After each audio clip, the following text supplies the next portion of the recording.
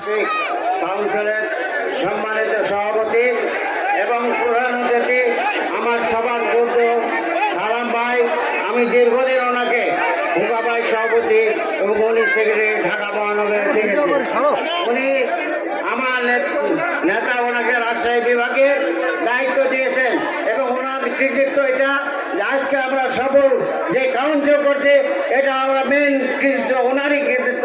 ওনার পরিস্থিতি ওনাকে এক করার জন্য আমরা এই কাউন্সিল করতে পারছি। ভাই আপনারা জানেন আমাদের এখানে যেই থাকুক আমরা সবাই এক হয়ে আগামী দিনে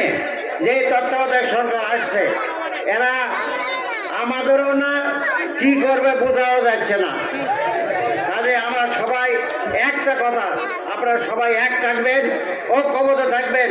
আমাদের নেতা তারেক রহমান যা নির্দেশ দিবে আমরা জীবন দিয়ে হলো সেটা পালন করব এবং ভবিষ্যতে